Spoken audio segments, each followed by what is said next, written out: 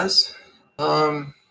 Just wanted to come on this morning and discuss a few things, being National Prader Willi Syndrome Awareness Month, Day 7, and just to let you know where my head's at right now and how things are going, and just a little bit about the future and the purpose of what I'm doing and why I'm doing it, and just to kind of discuss in detail a few things here. As many of you know, I have a clinical diagnosis of Prader Willi syndrome, and I'm pursuing a genetic diagnosis of Prader Willi syndrome. And I know that's kind of strange, being that as a new parent, you want your child not to be diagnosed with Prader Willi syndrome, or you want to find out the answer for their condition, but you don't want your child to have a specific disease that's not treatable, not correctable, and things like that. So it sounds a bit strange, but for me, I had all the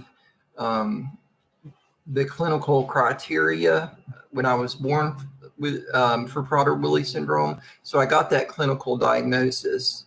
I did have some genetic testing early on. I had the karyotype testing that came back negative, but at that point they were just throwing that out there because they knew that it was a genetic condition. They didn't know I don't think they knew the mechanism exactly yet. They knew it was on the 15th chromosome, but I don't think that they knew back in 82 the actual mechanism of the syndrome itself. So other than it being either deletion, some kind of malformation or deletion of chromosome 15. I don't think they had spelled out, maternal dysautomy, genetic deletion of the chromosome, or imprinting center defect. So those weren't that wasn't the verbiage at the time. So at this point, with the subtypes of Prader Willi syndrome, the genetic testing that I've had have pretty much excluded the two major types of Prader Willi syndrome, being deletion and maternal dysautomy. There could be a chance that with the duplications that I have, that it kind of summates to maternal dysautomy, but it really doesn't look like it right now. But I mean, I'm finding hope in the process of going through genetic diagnosis, because although it's not specifically highlighting that Prader Willi syndrome is the culprit, it's definitely giving me kind of leads and information about the problems that I have in terms of having a duplication on the distal portions of chromosome 15 and 16, having genetic mutation on chromosome 7, and a slight mutation on chromosome 14. So that's what I know so far. I'm about halfway through the care plan for genetics, in terms of I've had the neuromuscular panels done, and that came up with the genetic mutation information,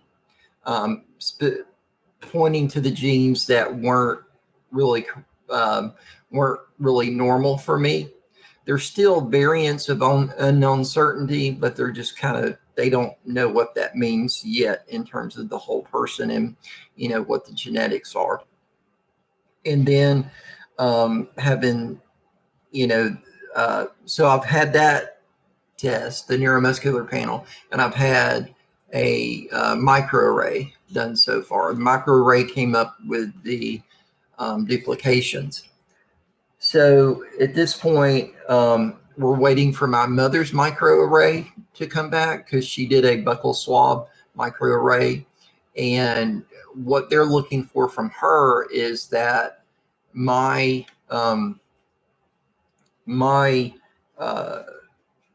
chromosome duplications are either repeated for her, meaning that I got those duplications from her, and because she doesn't carry the same symptoms, it's not likely to be pathogenic or disease causing. But if she doesn't have those two things, if she doesn't have those duplications, then it's likely to be disease causing for me. And it means that I would have inherited those. I could have inherited those duplications from my father. Unfortunately, my father can't have a buccal graft, or I'm sorry, not a buccal graft, but a buccal swab, because he passed away in 2007. So really, I think they might be able to do my uncle, but I'm not sure on that in terms of confirming those things. But that's where we're at with genetics. And, although it's discouraging that I don't have a clear answer yet, it's encouraging that I know that being someone with all the clinical criteria for Prader Willi syndrome, there's still something going on. And one statement that I've read regarding duplication is that if you have any kind of duplication on the 15th chromosome, it can definitely cause some problems for you. So again, it could be some kind of imprinting error or coding error based upon that, but we'll just have to see. So my hope for genetic diagnosis is that I want to be involved in the ongoing studies and clinical trials for Prader-Willi syndrome. And the reason being is because I am hyperphagic. And this really was brought to my attention. I think about it. I've lived this way for 45 years. And I think of, okay, it's a deal. It's a big deal. I've mitigated kind of the weight gain situation, given the fact that, I've had these surgeries. But I don't really, I am hyperphagic, but I don't really dwell on that because I have a weight problem, but I'm at an acceptable weight for what society would deem acceptable as far as I'm concerned. People don't look, I don't draw attention to myself because of my weight and so forth. But my wife pointed out to me that, hyperphagia is still a big issue for you. And even more so now that it has been since me and her have been together, in terms of I now have this associated condition dealing with the surgeries called exocrine pancreatic insufficiency, where there is an asyncope in my pancreas and how it works within my intestine, meaning that it's not putting out enough enzymes to digest my food correctly. So I'm getting a little bit of malnutrition from that. And EPI, or exocrine pancreatic insufficiency, is a really bummer of a condition when you want to do anything, really. I'm constantly, I'll eat, and if I don't take my enzymes correctly, or even if I take my enzymes, but I eat a very poor meal based upon the needs of exocrine pancreatic insufficiency, then I'll have this bloating and this pain and this, you know, I'll be very fatigued and very like foggy headed and really, you know, imagine yourself after eating Thanksgiving dinner, and then imagine that Thanksgiving dinner making you extra bloated and in stomach pain. That's kind of what exocrine pancreatic insufficiency does. And then, you know, you're not fun to live with because you are so bloated. And then you have to be aware, you know, when you go to in public, you don't want to, you know, disturb other people. And then when you go to the restroom in public, that's another ordeal that you have with exocrine pancreatic. It's an insufficiency because you don't digest your food correctly. Things aren't normal. So that can be really noticeable by other people. And I've been called out several times in public restrooms, and that's pretty embarrassing. So, and a lot of this comes off of that I'm kind of, because I am hyperphagic, I'm eating more and I'm aggravating my pancreatic insufficiency more. So, you know, she brought that up as a point to me, and we were discussing my situation in relation to the new medication that came out, the dioxide choline, the DCCR tablets, and that, you know, if something could help with hyperphagia, you know, that might give me relief as well with my exocrine pancreatic insufficiency. And not only that, you know, since I've been with my wife, since, you know, I've been alive, I've had food obsession. It's always, you know, what am I going to eat next? And when am I going to eat next? And where am I going to eat next?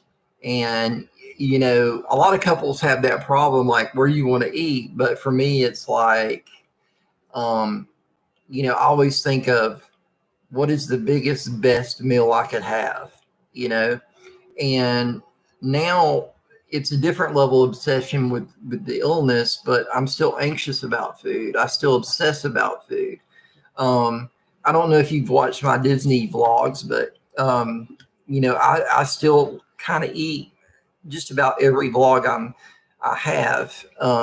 You know, I try to do reasonable meals, but I still eat.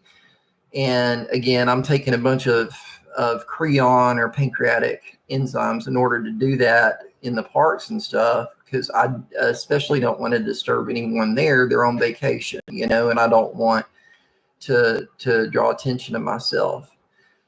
So needless to say, I'm really hopeful that this genetic, that I'll have a genetic diagnosis, that I'll be able to, you know, perhaps get into a Prader Willi syndrome clinic as an adult to kind of relook at these problems that I've had my entire life, that, you know, maybe I can get some help with. So that's where I'm at there. Then I want to talk about something that's really important to me, and that is the purpose of this channel, chronically PWS, and raising money for Prader Willi syndrome, and for the Foundation for Prader Willi Research and Prader Willi Syndrome Association. I want to be clear that I'm raising money for them. I'm doing the fundraiser for them, through them. So when you make a donation to Fast the 15th, that goes directly to them and what they do, and how they disperse those funds for Prader Willi syndrome. Now, at this point, I've only got the Foundation for Prader Willi Research that I'm raising money for, but that's okay. This is the first year of Fast the 15th. So I'm going to be doing, you know, my plan is until I leave this world, I will be raising money for Prader Willi syndrome on the 15th of May, one way or another. And I'll be coming back and, you know, doing that every year. And so that's where the donations for Fast the 15th go. And then kind of curtailing back that at this point for chronically PWS, anything that I do on Instagram, anything that's done through YouTube, it's just an information resource and sharing my experience with Prader Willi syndrome. And anything that potentially comes from this will also go back to the Foundation for Prader Willi Research and for Prader Willi Prader Willi Syndrome Association of the USA. So again, if you find my story helpful to you, if it gives you comfort, you're welcome to share information about my channel, what I'm doing, and how that, share my information in the circles that you're in, that anything that comes of this will go to the association, which helps mainly helps parents, but does fund local chapters and support groups for Prader Willi syndrome and research, of course, too. So, definitely get, if you want to share this channel with others, please do so. And it's important for me to let you know that I don't want anyone to assume that, I'm just trying to draw attention to myself so I can, profit from this. This is not about me. This is specifically about raising money, raising awareness, building community with parents and with patients and with doctors and with researchers and anyone else that wants to subscribe to this channel, that wants to chat, that wants to come into a live stream and just give things to talk about. That's why this channel is here. And it's important to me that this channel, at this point, I'm a person with a clinical diagnosis, and I don't want someone to come here and say that, to use me as some kind of benchmark for anyone else in your life. There are people out there that are, surpassing what they've done, what I've done in my life. And there's people out there that are on their own journey. So please don't come here feeling that, feel that there's hope. That's why I'm doing this, is that there's hope for those with Prader Willi syndrome. But don't disregard me because I have a clinical diagnosis of Prader Willi syndrome, and that might not mean the same thing to you. But definitely don't take me and say that I'm a specific benchmark, because that, I think, can put you down a road that will govern the growth of your loved one with Prader Willi syndrome, or it could discourage them in their journey with this condition. So please, I'm just a unique individual, and at this point, I have a clinical diagnosis, and I've got a lot of health problems. There's no doubt about that. But again, we're each on our own individual, unique journey, and I want you to be involved in what I'm doing, but I don't want you to feel like, I don't want you to disregard it, and I don't want you to hang your hat on it either. In terms of what I'm doing, that this is my unique situation. This is about sharing my story and, being there, highlighting other people's journeys that want to be highlighted, and just sharing and building community. And I don't want to be a source of confusion or discouragement for anyone. My desire is to advocate for the community of folks with Prader Willi syndrome, their parents, researchers, and doctors, and anyone else involved in this community that wants their story discussed, or and just to share share my dreams and my hopes and interests in, to highlight their hopes, dreams, and interests. So if you have an interest to, maybe come on and talk with me, that would be great, and share your story with others in the community. That would be wonderful. I would be happy to do that. And again, take to knowledge that anything that comes of this will go back into we'll go back to the foundation and to the association. So again, that's the purpose, is just to advocate for our community.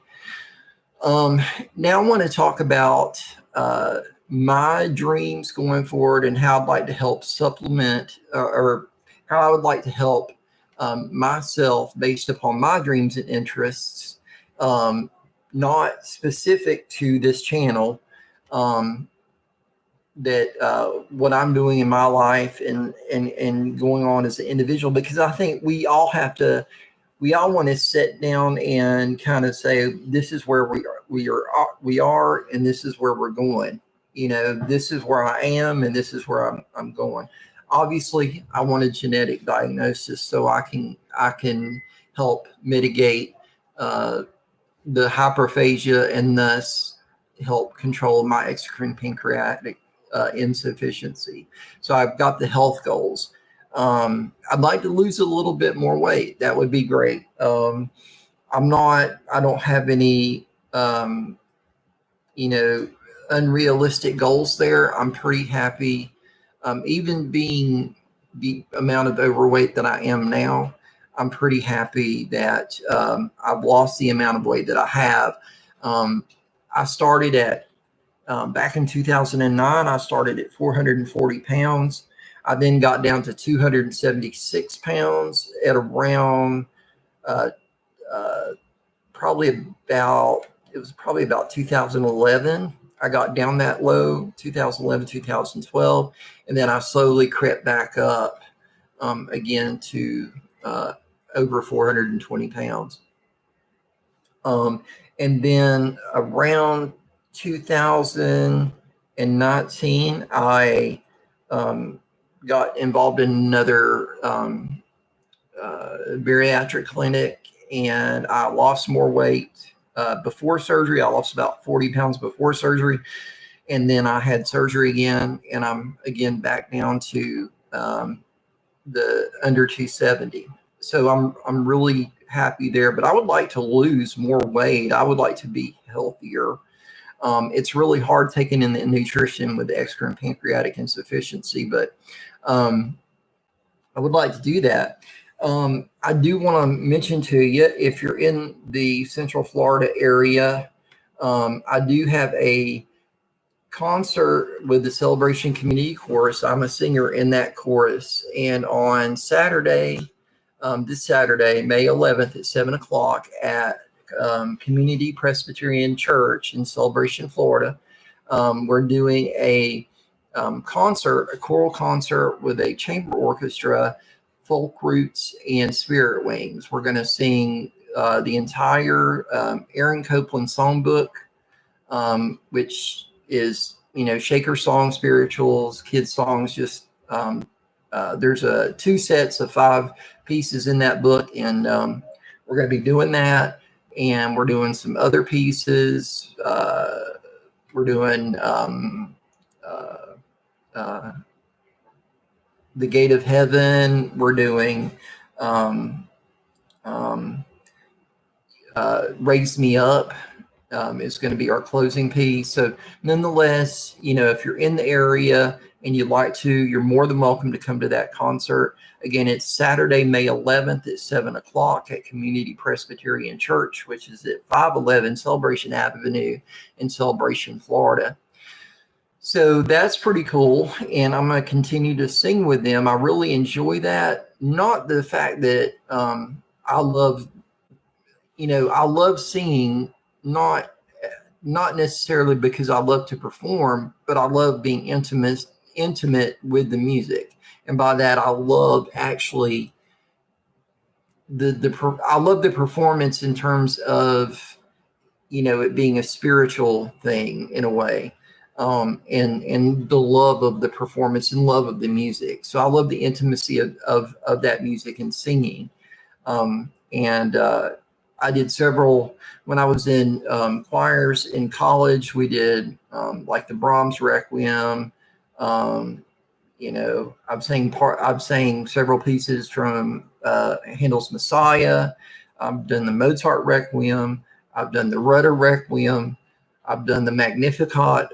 We've done several major pieces when I was in school, and I just loved being intimate with the music. I love close harmonies, and I just love the feeling of your body being an instrument, and your voice being an instrument and blending with other people, and that just like that blend, and that just it feels great.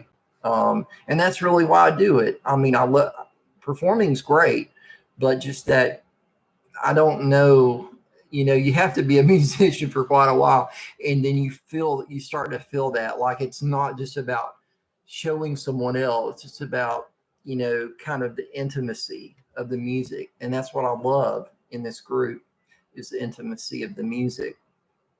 So that's coming up for me, and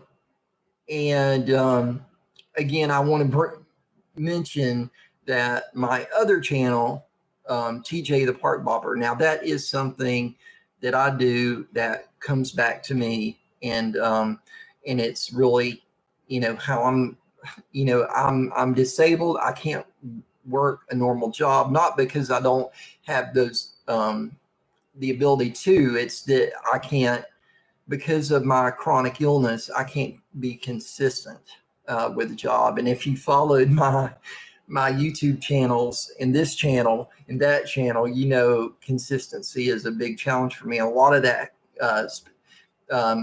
spans back to my health and also other obligations plus my health. So it's it's hard. This is just something that I can do because I can't consistently work at a job. And also because it's another artistic outlet for me. And I want to discuss that a little bit.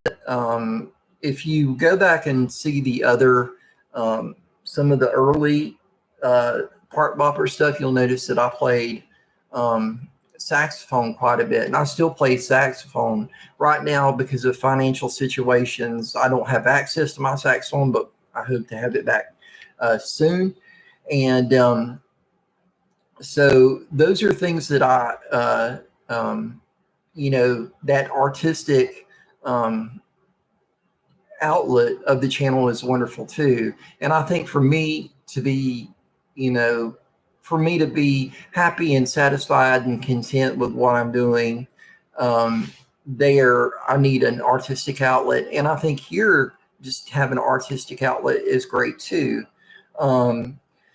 So, some of the music that I've composed on piano that I've written over the years, I want to put up here. I've put up a little bit of Live to Praise. I've got other pieces that I've worked on too, and I'd like to share those, and I will. So to get back into being able to express myself artistically on that channel, by playing saxophone, what have you, and, being part of this group, the Community Chorus of Celebration in Central Florida is wonderful. I'd really like to continuing being involved in the community here, the artistic community, as much as I can be. And getting to know people would be great artistically. I think my dream is to volunteer right now I would love to sing in the candlelight processional at Epcot. And I know they bring in some community people and some associated people away outside of Disney that want to, either as Disney family members or what have you, to sing in that. And I'd love to be able to sing in that for a season. I think that would be just incredible. That would be a dream come true, is to sing in the candlelight processional. So that's part of my dream there.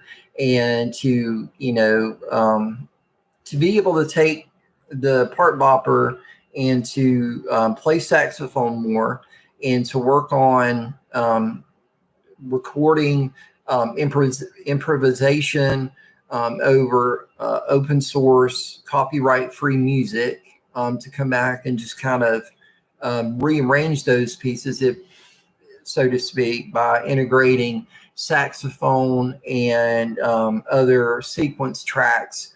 You know, I do a little bit there. If you've heard some of those pieces, especially around Animal Kingdom, I think I wrote or sequenced several little pieces in those videos, and I do have some theme sequences for a couple of Magic Kingdom videos too. So yeah, that, you know, really the artistic expression would be great, and that's what I want to do. So again, monetarily, the Park Bopper is what I want to do. So I want to grow that channel. Right now I'm at 235 subscribers, which is great. I'm very blessed with that. And in order for that to monetize, I would first have to go to 500 subscribers, of course, and then to be monetized where people are viewing, and the advertising income from the Part Bopper comes back to me, then that I would have to be at 1,000, and that would be the same way with the Chronically PWS. But again, Chronically PWS, all of that goes back to the foundation and the association. So if it reaches that, you know, this is not for me in terms of what I'm doing. This is simply to advocate. And again, I've discussed the purpose of this channel. So if you sat with me for the past 33 minutes, I really appreciate it. I appreciate you watching and listening to me. Hopefully be a little bit more concise than I'm used to with these videos. And I thank you for your time. Now, this will be, again, posted to this this YouTube page. I'm going to download this and then post it in Instagram as well. So if you follow me on Instagram, again, Chronically PWS and Instagram, and you know, you can find this channel, of course, on YouTube. And feel free, I've got a group on Facebook, Chronically PWS, and the Park Bopper are both groups on Facebook. And you're welcome to follow me there as well. I hope everyone's doing well. I hope you're all having a great 7th day of the Prader Willi Syndrome Awareness Month. And again, let me just discuss Fast the 15th of May. What I'm asking through that fundraising effort is that if you donate $15, which is the average cost of a day's food per individual in the U.S., that you would take that $15, donate it to the Foundation for Prader Willi Research, and then take that time in the day to fast, to do an intermittent fast. How many hours you can do, however you want to do that. I myself am going to do a 15-hour fast of water. I am going to drink, and I would recommend that if you are going to fast, first talk to your doctor. Make sure that you can do it. And second, do a water fast, meaning that you can drink water that whole time period, because it's very important to stay hydrated no matter what. Okay. So that's what I'll be doing on the 15th. I do also plan to do a live stream from this, as we're doing now. This video being live, I'm going to do a live stream on the 15th. So again, please join me. Go to Fast the 15th. It's impact.fpwr.org/Fast the 15th. And that should bring you to the fundraising page for the Foundation of Prader Willi Research, and for you to donate $15 if you wish to do so. You can do that per individual, for your entire household, however you would like to do it. We would appreciate it. And I thank those that have donated so far. It means a lot to me. I've got to get my family on board with this too. I've got to, get parents, aunts, and uncles, and I need to send out a message to them on that. So I hope everyone has a safe and beautiful and fun and maybe a not very stressful week. And again, I am Jared Payne, and you've been watching Chronically PWS. I love you and hope you have a great week.